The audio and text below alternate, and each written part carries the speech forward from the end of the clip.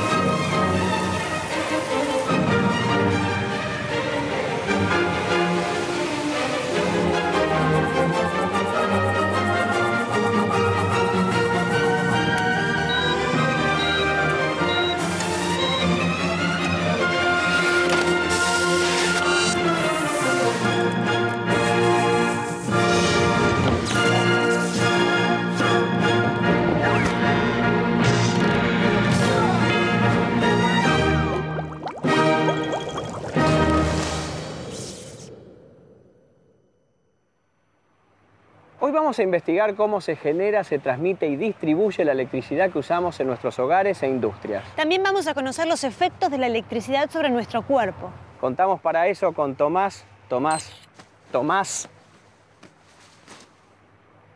nuestro ayudante de campo. ¿Qué tal, Tomás? Muy bien. Teniendo en cuenta el tema de hoy, me viene con todas las pilas. ¿Podríamos vivir sin energía eléctrica? Después de todo, de los 4.500 años de historia escrita, hace apenas 100 que la usamos en nuestras vidas. Civilizaciones enteras, grandes imperios se crearon, crecieron y cayeron sin saber lo que es la electricidad. Si Julio César, Atila, Colón, Galileo, Napoleón y San Martín vivieron sin prender una bombita, ¿no podríamos vivir nosotros sin energía eléctrica? ¿Qué pasaría si se corta el suministro? Hay que ver hasta qué punto...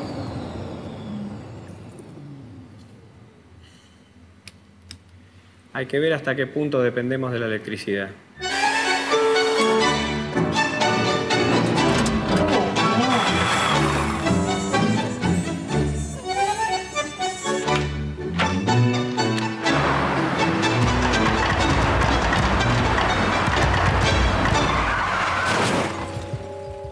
Y estos son solo algunos de los inconvenientes que demuestran hasta qué punto dependemos de la energía eléctrica. Hay una forma sencilla de ver cuán electrodependientes somos. Contemos el número de interruptores en nuestra casa. A cada interruptor lo llamaremos clic. Un interruptor, un clic. 5 interruptores, 5 clics. Yo tengo 27 llaves de pared y 9 perillas. En total, 36 interruptores. ¿Y la llave de la computadora? Ah, no la conté. ¿Y el botón de encendido del televisor? Tampoco. ¿Los botones del control remoto? ¿Y del equipo de audio? ¿El DVD? ¿El lavarropas? ¿El equipo de audio? Ya lo dije, el ascensor. ¿El tablero? ¿El coso que te viste que te pones así? ¿La planchita para el pelo? La planchita para el pelo. ¿La afeitadora eléctrica? ¿El aire acondicionado? ¿El ventilador? Anda a contar de nuevo. Sí, bueno, mejor voy a contar de vuelta. Es que los clics domésticos no son ni 10, ni 20, ni 50. Son 100, 200, centenas. De hecho, siempre hay más artefactos que tomacorrientes.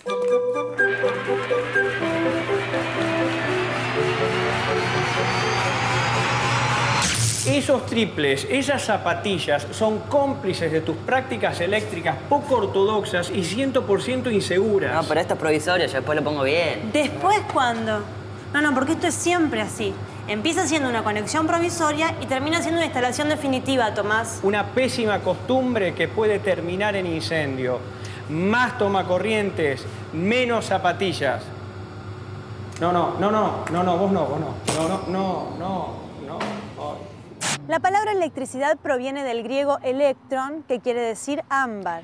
Es que los griegos ya realizaban experimentos eléctricos con ámbar, piedras y pelusa hace 2500 años. Un poco antes de que en Argentina se inventara la virome o se conociera el buscapolos. La revolución industrial viene de la mano de la máquina de vapor.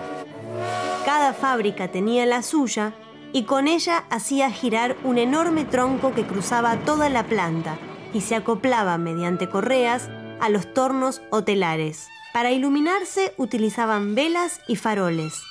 Recién en el siglo XX comienza la distribución pública de electricidad. Se usaba principalmente para iluminación. Es por eso que aún hoy seguimos diciendo que llegó la cuenta de la luz. Sí, debe ser por eso. Al principio se distribuía la corriente continua o directa. Y a partir de 1940, la corriente alterna que consumimos hoy. ¿Qué diferencia hay entre corriente alterna y corriente continua? A ver, imaginemos una cañería con agua. Una bomba rotativa tiene una acción similar a la de la corriente de una pila, que es directa, o sea que impulsa el agua siempre en el mismo sentido. Así, una pila es comparable con una bomba. También podemos comparar un cable con un caño, y una lámpara que consume energía y ofrece resistencia al paso de la corriente con esta serpentina por la que el agua circula con dificultad. La presión de la bomba se relaciona en esta comparación con la tensión de la pila, en volts.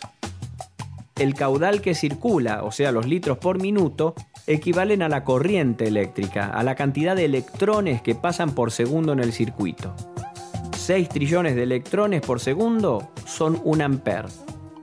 La potencia es el producto del voltaje por la corriente y se mide en watts. Si el agua fuera impulsada por una bomba de pistón, su sentido de flujo variaría de dirección, que es lo que hace la corriente alterna. Dependiendo del país, si la corriente alterna es de 50 ciclos, se enciende y apaga 100 veces por segundo. Si es de 60 ciclos, lo hace 120 veces. Por eso es mucho más segura. Este constante ida y vuelta hace que no se mantengan encendidos los arcos o chispas, disminuyendo el riesgo de incendio. Otra ventaja de seguridad de la corriente alterna es que se puede transformar fácilmente su voltaje, reduciéndolo hasta que ya no sea peligroso. Probablemente el uso más común y primitivo sea... El timbre. Un hombre camina bajo la lluvia. El agua en su cuerpo es conductora de la electricidad. Sus zapatos mojados lo conectan con la tierra. Al tocar el timbre, si este tuviera una falla de aislación, los 220 voltios de tensión harían que circule una corriente grande desde el timbre hasta la tierra. Pero un pequeño transformador que baje la tensión a 6 volts resuelve este problema.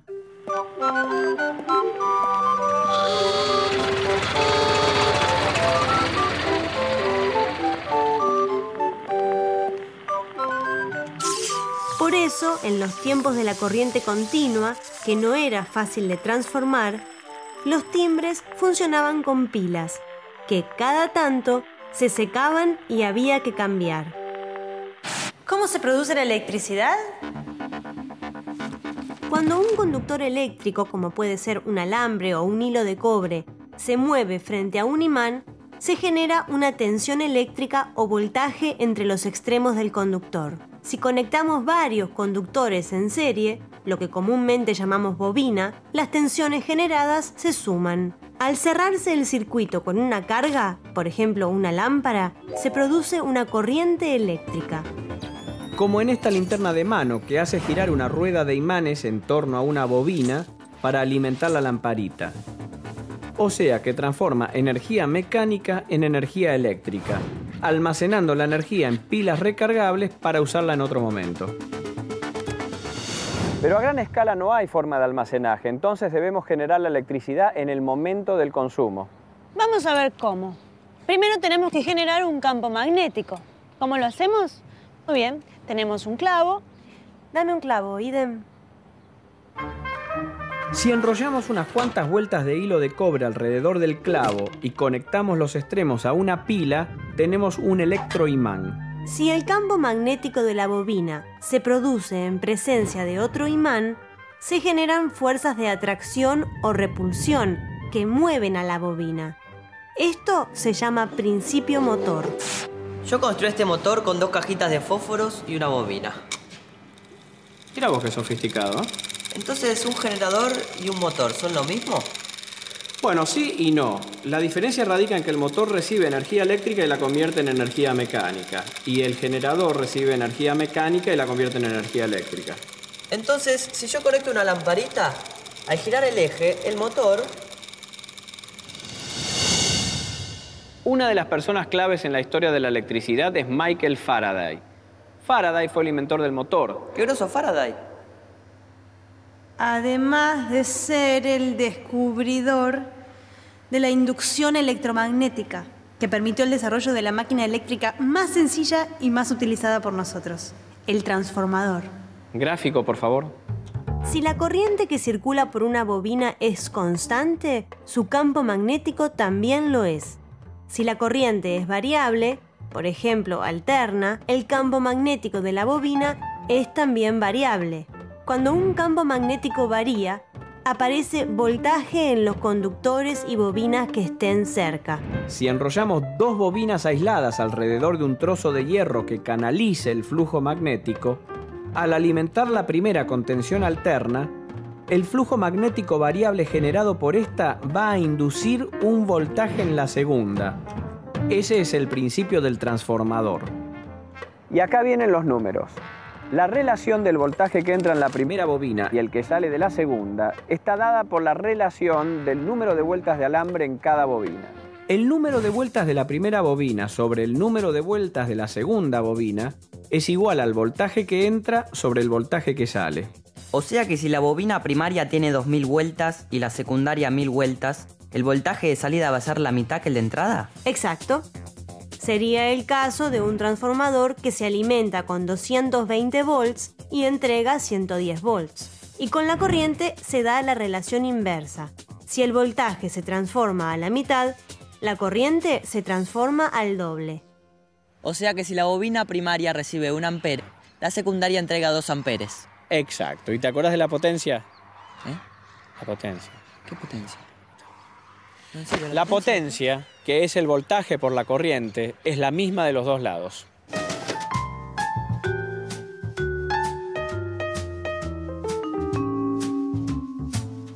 Pero en la práctica no es exactamente así. Siempre algo de potencia se pierde por dispersión de flujo magnético por generación de calor. El transformador ideal no existe. La máquina ideal no existe. El hombre ideal no existe. Pero a veces tenemos magnetismo. Tú me dio cara de bobina a mí.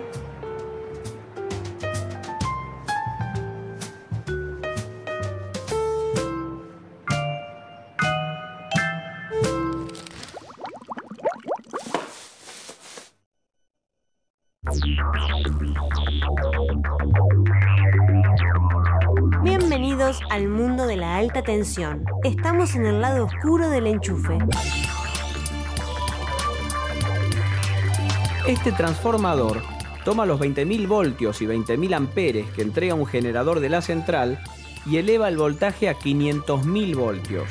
Al subir el voltaje, hace falta que circule menos corriente para obtener la misma potencia, y los cables que se usan para transmitir la electricidad a miles de kilómetros no necesitan ser tan gruesos. Este es el cable que trae los 20.000 voltios y 20.000 amperes del generador al transformador. No se puede cablear una ciudad y todas las casas con esto. 20.000 voltios y 20.000 amperes. Es una potencia de 400 millones de watts. 400 megawatts o megavatios si nos ponemos telúricos. Este transformador es tan grande que además de tener bobina primaria y secundaria, debe tener bobina universitaria. Ya dijimos que los generadores de las centrales eléctricas funcionan como el alternador de un auto, transformando la energía mecánica del motor en energía eléctrica. Pero estos generadores no pueden usar nafta. ¿Cómo funcionan entonces? Las centrales hidroeléctricas aprovechan las diferencias de nivel del terreno por donde pasan ríos. Se embalsa el agua y se la deja caer a través de turbinas que se acoplan a los generadores. En este caso, la energía potencial gravitatoria de una masa de agua se transforma finalmente en energía eléctrica en generadores impulsados por turbinas. Se pueden construir varias represas en un mismo río, pero la retención de agua tiene que ser coordinada, ya que si una represa embalsa demasiada agua, inunda la salida de la represa que está río arriba, dejándola sin altura para el funcionamiento de sus turbinas. A favor de la generación hidroeléctrica, no utiliza combustible, no contamina. En contra, hay que inundar enormes extensiones, se afecta al paisaje, se altera el clima y obliga a personas y animales a hacer las valijas. ¿Y qué pasa si hay sequía? Veamos las centrales térmicas.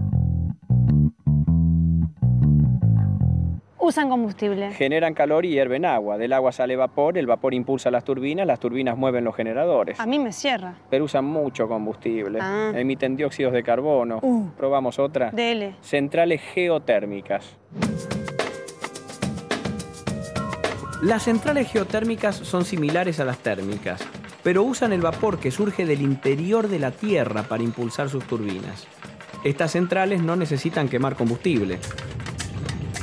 Listo, me llevo una docena. Es que ese es el problema, hay pocas, muy pocas. Al final usted por cada solución tiene 2 problemas. Queda una, ¿Cuál? la central nuclear. La energía nuclear es la forma de generación eléctrica más barata y limpia. No genera gases y sus insumos abundan. En Argentina, el 12% de la energía eléctrica proviene de centrales nucleares como la de Atucha. Tienen algunos problemas.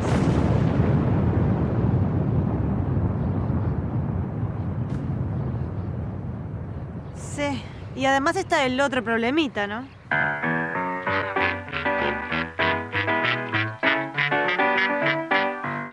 En realidad, los accidentes de las centrales nucleares no pueden ocasionar ni un estallido ni una mala película. Son cosas más sutiles pero igualmente catastróficas. Cáncer, esterilidad, quemaduras.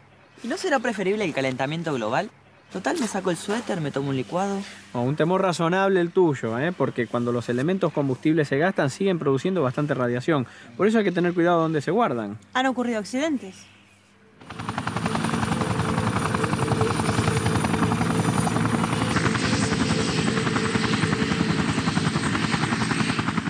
¿No sería mejor buscar alternativas? No me digas, Tomás. Muy buena idea, ¿eh? ¿Y a usted qué se le ocurre, licenciado? Y por ejemplo, una central tidal o mareomotriz. Claro, que aproveche las diferencias de altura de la marea para embalsar el agua. Molinos de viento para energía eólica y energía solar. Tenés razón, Tomás. Vamos a sugerir tu idea. Seguro que no se le ocurrió a nadie.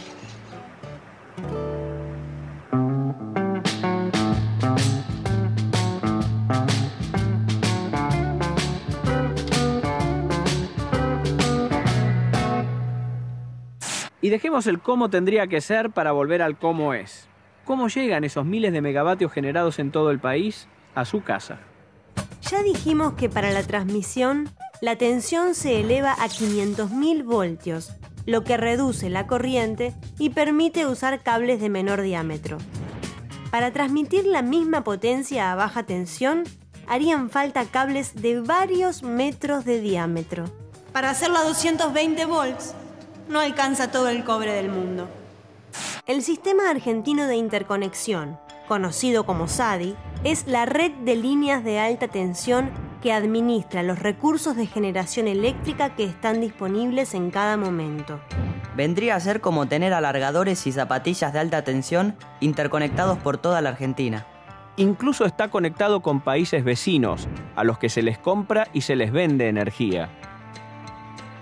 En Internet se encuentran publicados los datos sobre generación, transmisión y consumo diario. Lo más común es que la generación térmica, la nuclear y una porción de la hídrica llamada de base sean más o menos constantes a lo largo del día. La porción restante de la energía hídrica, llamada de punta, varía de acuerdo con los picos de demanda. Los 500.000 voltios llegan a la ciudad. Si eso fuera directamente a su casa, al enchufar usted la aspiradora, las consecuencias serían previsibles.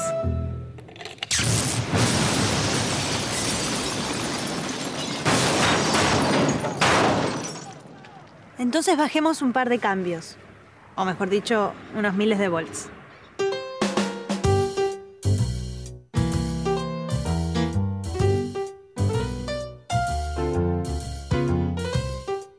Estos transformadores reducen los 500.000 voltios originales a valores de media tensión, que oscilan entre 33.000 y 6.600 voltios. Luego, en cada manzana o edificio, si el consumo lo justifica, una subestación transformadora lo vuelve a reducir a los 220 volts de consumo o baja tensión. En la ciudad, estos transformadores son subterráneos. En los suburbios hay 1 o 2 por barrio y son aéreos. Claro, usted en su casa normal, familia normal, uso normal, todo normal, recibe tensión normal o monofásica, un cable neutro y un cable vivo con 220 voltios. Pero si usted es una normal...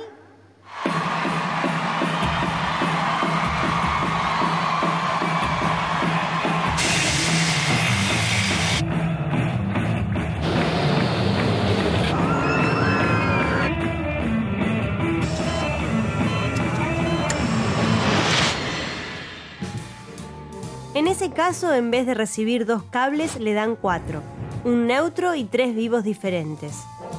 Entre un vivo cualquiera y el neutro hay 220 voltios, pero entre 2 vivos hay 380 voltios. Con esa clase de alimentación, llamada trifásica, los motores son más chicos y andan mejor. Y hasta acá llegó la responsabilidad pública. Del medidor para allá es asunto suyo.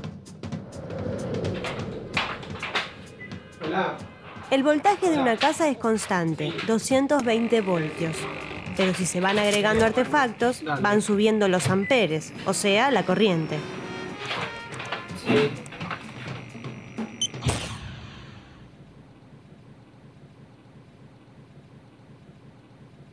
Los fusibles tienen un filamento que se calienta y se funde cuando la corriente que lo atraviesa es excesiva, como ocurre durante un cortocircuito o una sobrecarga. Esto evita que se sobrecalienten los cables y se derrita el aislamiento, con alto costo de reparación o riesgo de incendio. Las llaves térmicas tienen la ventaja de que no hace falta reemplazar filamentos. Se disparan cuando una sobrecarga de corriente produce el calentamiento de 2 chapas de diferente dilatación y se rearman fácilmente. Y las llaves magnéticas se disparan instantáneamente cuando la corriente sube de golpe a varias veces el valor normal, como ocurre durante un cortocircuito. Por eso, lo más efectivo es la combinación de ambos sistemas en llaves termomagnéticas.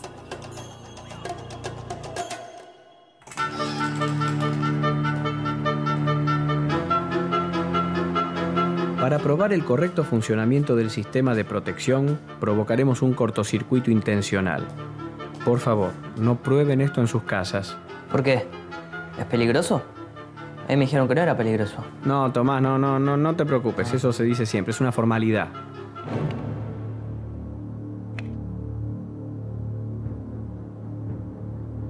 Cuando Tomás junte los cables, se producirá el cortocircuito y una corriente de miles de amperes va a recorrer la línea. Veamos qué ocurre.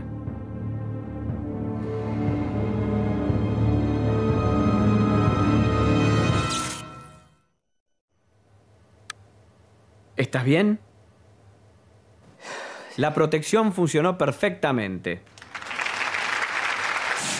No solo las instalaciones se protegen con estos sistemas, también algo más importante, mucho más importante. ¿Yo?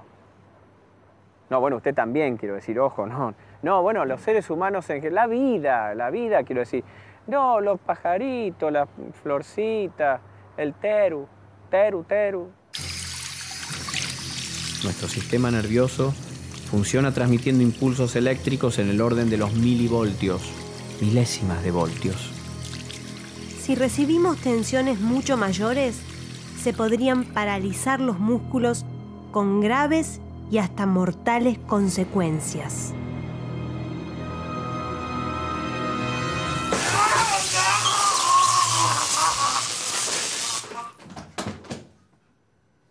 No. Una descarga eléctrica no es una película de terror. No, un shock de 220 o 380 volts es doloroso, puede ser letal, pero no salen chispas del cuerpo humano. ¿Vio qué le dije? No, la próxima vez no me ande descalzo con las manos mojadas, ¿eh? Le puede pasar cualquier cosa. Un artefacto eléctrico mal aislado puede descargar a través de su carcasa. Por eso los chasis tienen una conexión de tierra que corresponde a la patita inferior de los enchufes. Los adaptadores que anulan la conexión a tierra no son recomendables, incluso están prohibidos, pero son más seguros que una conexión improvisada. Obviamente evitar una descarga es lo más deseable, pero en caso de que ocurra hay un dispositivo que nos puede salvar. El disyuntor diferencial. Un dispositivo que se activa cuando existen diferencias entre la corriente que recorre el vivo y la que recorre el neutro. Eso ocurre cuando hay una fuga a tierra, posiblemente a través de una persona, que gracias al disyuntor no recibe corriente durante demasiado tiempo. ¿Y Tomás, qué aprendiste hoy? ¿Qué pasó hoy? Querido, todo lo que hicimos... Las agarré. Hoy aprendí un montón. Miren, aprendí que la electricidad se produce en las centrales generadoras. De ahí se transforma a alta tensión para la transmisión por líneas miles de kilómetros. Cuando llega a la ciudad, se transforma primero a media tensión y finalmente a 220 volts, para que podamos consumir, consumir y consumir. En apenas un siglo nos hemos vuelto electrodependientes, pero es una dependencia que aumenta nuestra... ¿Qué pasó? ¿Hola? ¿La luz? ¿Licenciado? Esto no está bien. ¿Hola?